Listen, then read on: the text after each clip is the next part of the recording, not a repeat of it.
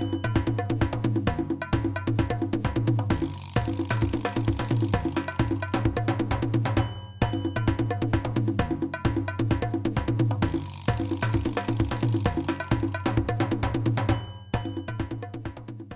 evening, ladies and gentlemen. Welcome to all of you who are tuned into Kazoza FM 103.3. Be your own boss.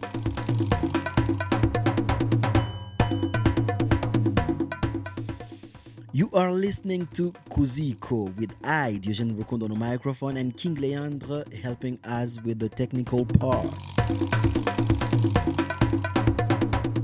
KU.ZÍKO is a program that you listen to every day, which talks about the culture of Burundi.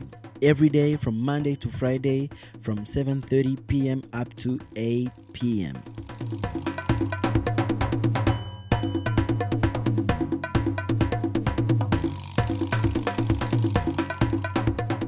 We welcome guests from different cultural fields, and on Saturdays and Sundays we present to you the overall summary of what has been said in the programs during the whole week. And the summary is presented in French on Saturdays, whereas on Sundays is made in English.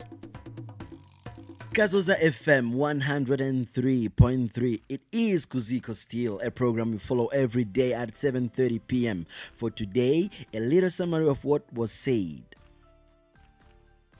As I told you earlier, in KU.ZÍKO we talk about the culture of Burundi. So from Monday to Friday from 7:30 p.m. to 8 p.m. we talk about Burundian culture here on Kazoza FM. So let's get into that. Monday, it's Research Day with le Centre de Recherche en Langue, Culture et la Société. CRELAX in acronym. That's a French noun. It is a center that was set up at the University of Burundi on November 28, 2019. The establishment of this center is the work of teacher researchers from the Faculty of Letters and Human Sciences of the University of Burundi. As we can read on Jimbere Magazine website's article on the birth of this research center, it is within the framework of the revitalization of the university research that the authorities of the University of Burundi initiated the CRELAX through the University Council for Scientific Research. The result of long months of exchanges and consultation, the center will bring together teacher researchers from the departments of languages and letters, indicated Professor Domitien Nizigimana, a professor at University of Burundi who presented this center on November 28, 2019 to the occasion of the celebration of the International Day dedicated to tolerance. It should be noted that all specialist teachers from the departments mentioned above are automatically members of CRELAX.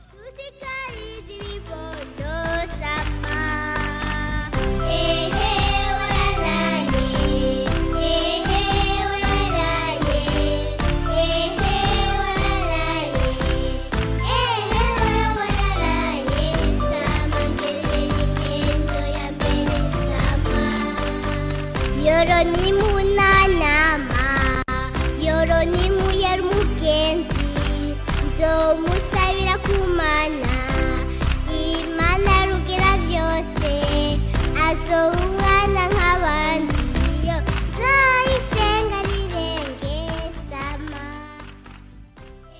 Here we go, Tuesday, Cinema Day, where our friends from Festicab, le Festival du cinéma et de l'audiovisuel du Burundi, tell us about Burundian cinema as a culture domain. You will note that the Festicab was created in 2009 by the Burundian filmmaker Léonce Ngabo, well known in the world of Burundian cinema for his film Gito Langra, a film that earned him awards and invitations to international film festivals. which created in the heart of Leonce Ngabo the desire to create an international festival of cinema and audiovisual of Burundi. Festicab ni isabukuru y'amareresi yo mu Burundi. Mbwa ni isabukuru mpuzamakungu kuko ni Festival International du Cinéma et de l'Audiovisuel du Burundi. Donc ni isabukuru mpuzamakungu y'amareresi yo mu Burundi. Iba buri mwaka. Uyu mwaka tugeze ku nshuro yaryo ya 13.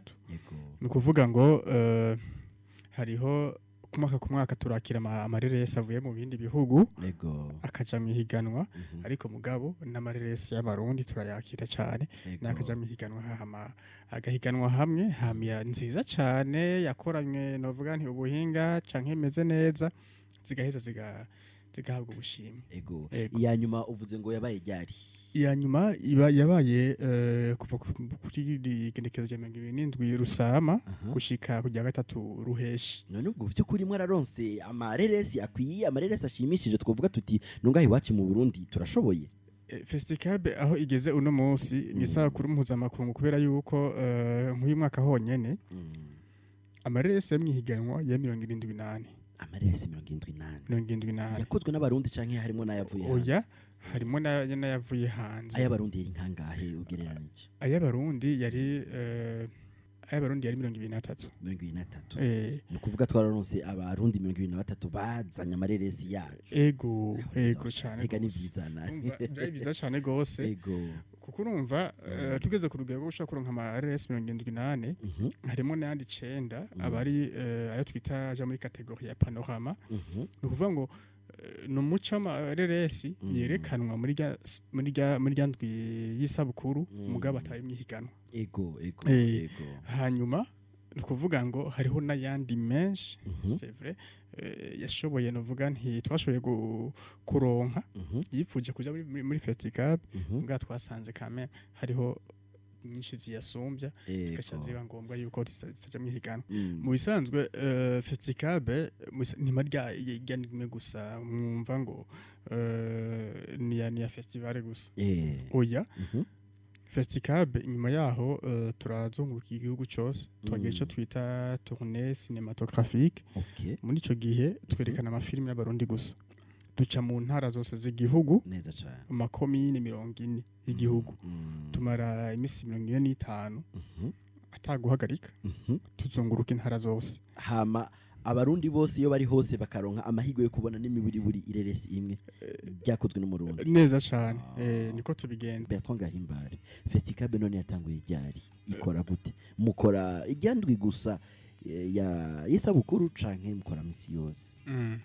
Festicab yatanguye mu mwaka w'2009 itanguzwa na Leonce Ngabo muzi mwese gose umurundi wa mbere yashoboye gutunganya ireresi ya mbere ndende yitwa Gitorengra hari mu mwaka wa 1991. Benshi bari kwatumiriza ntibari bwa ntubeshe ntibari bwa wewe nyene none ari umuntu nzi neza yakatwumiriza atari bwavuta ariko naje birashika ko Kazoza urumva Kazoza ni radio y'abakuru n'abatoyi urumva twese turisanga neza cyane urakoze gose ku umburira ko gago. Hama rero 91 niho yakoze Gitorengra. Hama Festicab urumva cha ivuka mu mwaka wa 2009 muri ico gihe nta sabukuru twa dufise y'amareresi ariko mugabo buke haraje muntu aravuga ati kameme hari ikintu buze mu gihugu akwisabukuru y'amareresi mu Burundi. Nivyo muri ico gihe yari izwi nk'ireresi y'indundi yari Gitorengra. Mugabo hariho nabandi bakeya batanguye kwirondera bagakora utuntu duto twatubona muri televiziyo y'u Burundi umuco n'abandi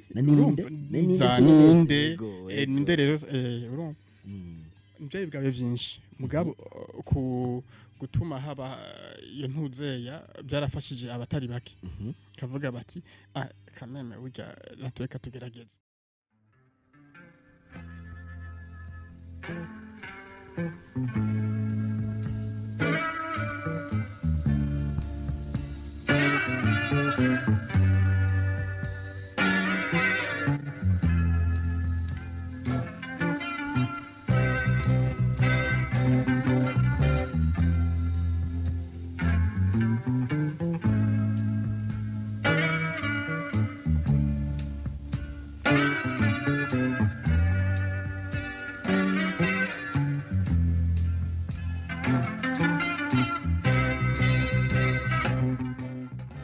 Thank you again for being with us. We remind you that you are listening to Kazoza FM 103.3. Be your own boss. The show is still KU.ZÍKO, a cultural show that you listen to every day, Monday to Friday from 7:30 p.m. to 8 p.m.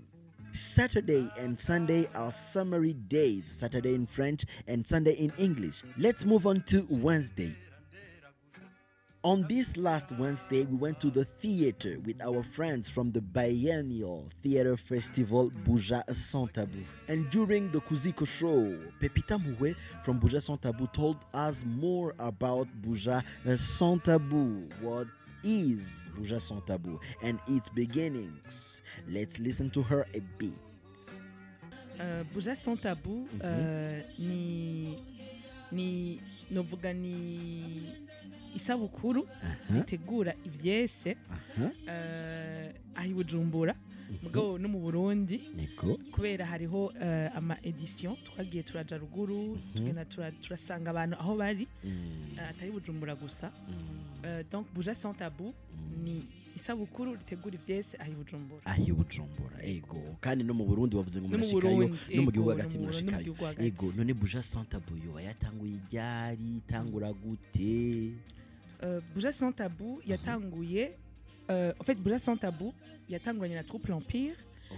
Troupe l'Empire yatanguye muri 2005 mugabo nayo yatanguye ivuye muri Troupe Pilipili haba harimwo imiyabaga bari bashaka gukora ivyese ego baravuga bati nta kuntu twoja hamwe kugira ngo dukurikire ivyiyumviro vyacu tugendere ku vyiyumviro vyacu dukora ivyese twandika ivyese dukurikiye novuga gute mu kirundi ideology pensée ivyiyumviro vyacu nuko baca hamwe baca barashira hamwe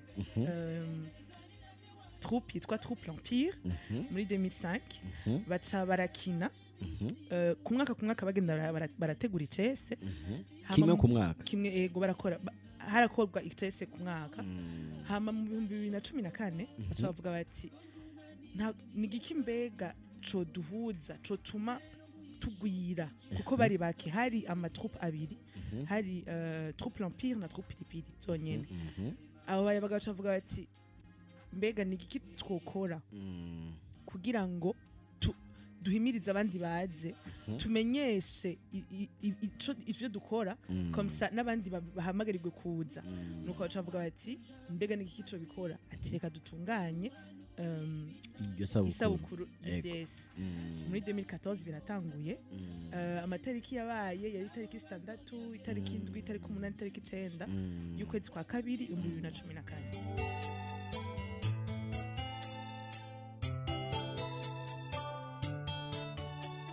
Oh,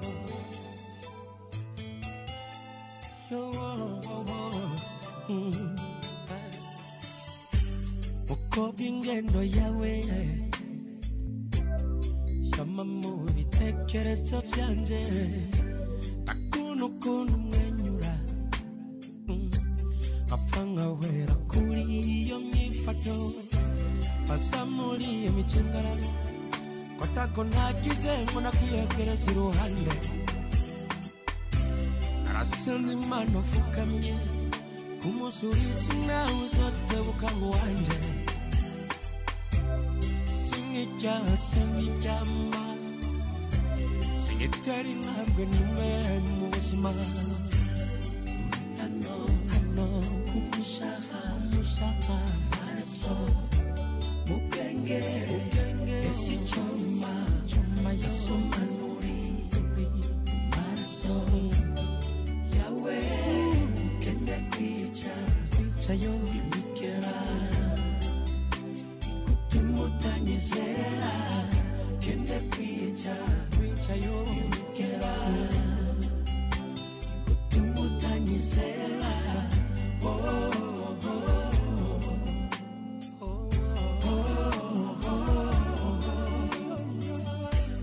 mukobwa ubwiza bwawe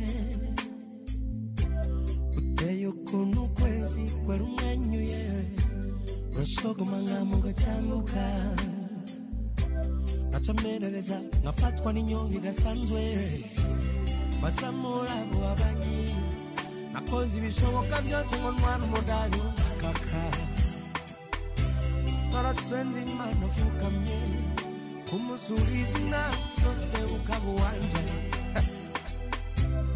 sinarya sinaryama sinateye intambwe niwe mu buzima ho. On Thursday, if you remember well, we had as a guest Roland Lewis Rugero, a journalist and writer. He talked about les éditions Gusoma.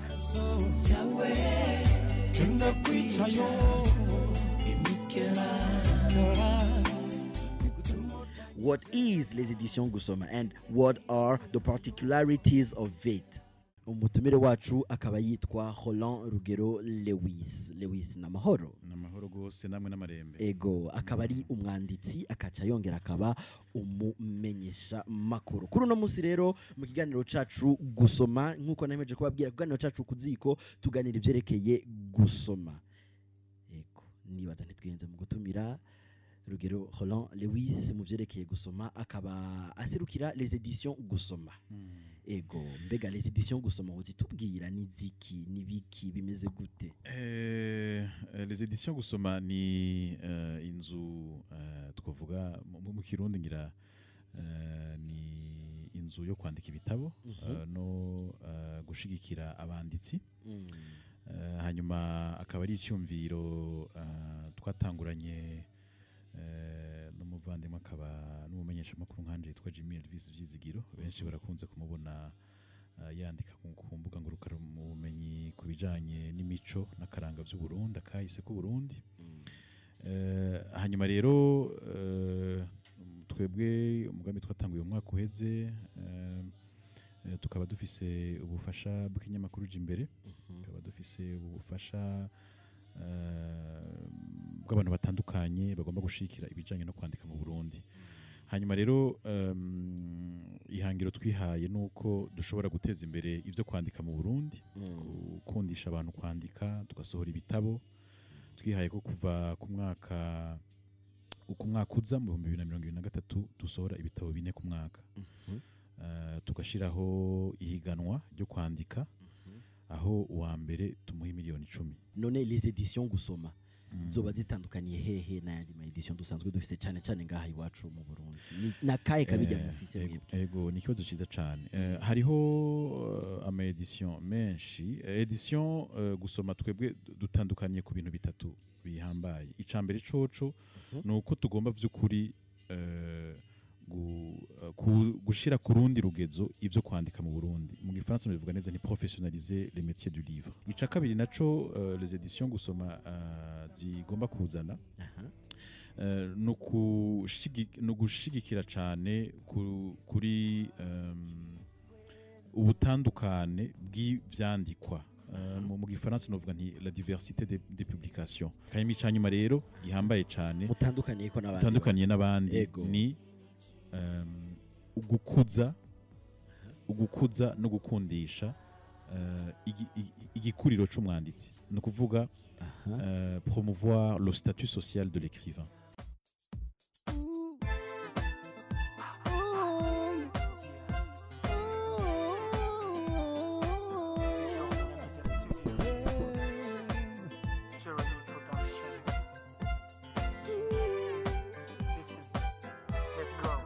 Subambere kanye subwa kabiri nashatse kubikubwira narageje kwigumya ariko narananiwe naratumye n'amakete menshi oya namba nkanyishu naronse none ubu kunda kwiboneye reka nkubwira amasomo yandi kuva uyu munsi n'aya masaha ubimenye ko nkukunda kuva uyu munota n'aya masegonde ubimenye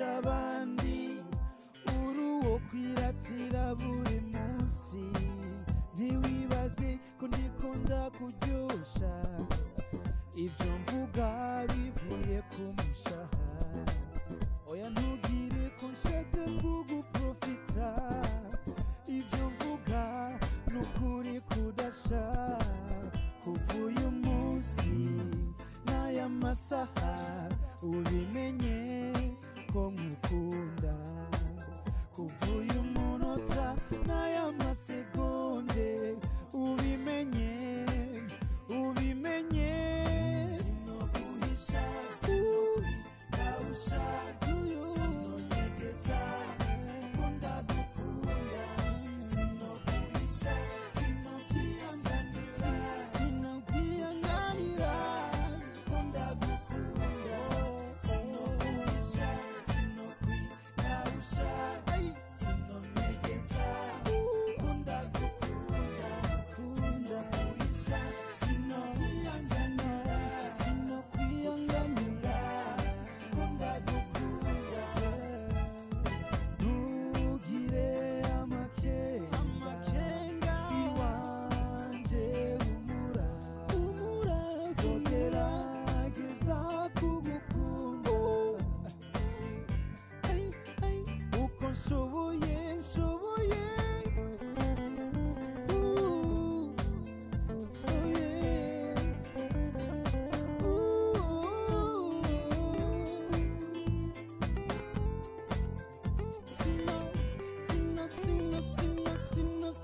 sinoguhisha sinokwiyanganira sinoguhisha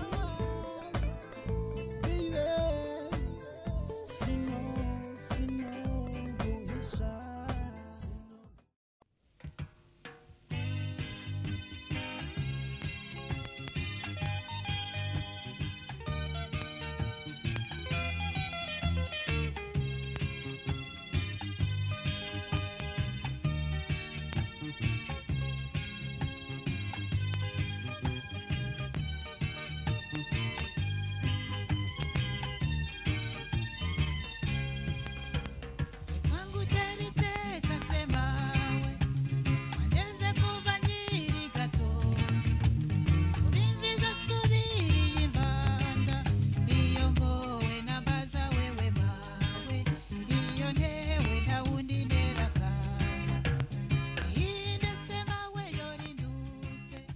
On Friday, we were here in KU.ZÍKO program for the beginning of the weekend with music with VAB, Visage Artistique du Burundi. Mick Richard and Elsie Jenny were there to tell us more about what is VAB, Visage Artistique du Burundi. Nahimana Mick Richard, none tuganirije VAB niki yatanguye ryari ikora gute ikuriki. Alors, nibaza ko ari coincidence nziza ko mwashize mu akaririmbo ko burya Baby John niwe yafonze VAB muri 1997 VAB iriho kuva 1997 imyaka irenga 20 ndazi neza ko muri kwaratwumviriza hamwe abantu badashikana iyo myaka rero niba yifonze ari kumwe n'abandi bagenzi we babaririmbyi mu gufonda VAB intumbero nyamukuru yari kugira baha ikibanza abaririmbyi canke abartiste mu gusimbataza amahoro mu Burundi kuko mu Burundi habaye ibibazo byinshi surtout urenganye na nantrua donc abaririmbyi baciye baje hamwe avuga ati reka tugire ishira hamwe natwe tugire agacumu k'ubumwe kugira dutange natwe intererano aho tugeza ko VAB yavutse 1997 hakama barakoze rero festival ya mbere tutarigira dusubira kubona yakozwe ryari yakozwe mu 2000 iyo festival yitwa Sangwe Festival festival abakera benshi barayizi ni festival de Grand Lac yahuje abaririmbyi b'i Burundi bavuye mu Rwanda muri Congo ico gihe rero festival yabaye kubera yari post embargo haje kuwambargo baca baravuga ati kwa kundi twavyiyemeje reka dutererere mu muziki turemeshe abarundi niko baca bakora iyo festival. Yego ibubamfu bwanje Elsie none Vabe turaje kumenya ko yavutse mu 1997 none Vabe ikora iki irimo bande ikora gute? Ego naguciriyemwo Vabe mu bisanzwe amajambo yose ni visage artistique du Burundi. Visage artistique du Burundi. Ego bisigura rero yuko iyo tuvuze Vabe tuvuze umuntu wese yitwa kwa artiste wo Burundi. Rero nico gituma Vabe kuva igitangura yagerageje kuzirashira hamwe aba artiste batandukanye. Si kuvuga ngo n'umuziki n'abanyamuziki gusa eka naba witwa wese yuko azi ko ari artiste mu byakora aba ahawe ikaze arugurira umuryango muri Vabe. Here comes the end of our KU.ZÍKO program tonight. Thanks to all of you who had listened to us. Big thanks to King Leandre, the great man behind the technical part. I, Diogene Rukundo, was on the microphone and I say to you bye-bye. See you tomorrow for a fresh and new week.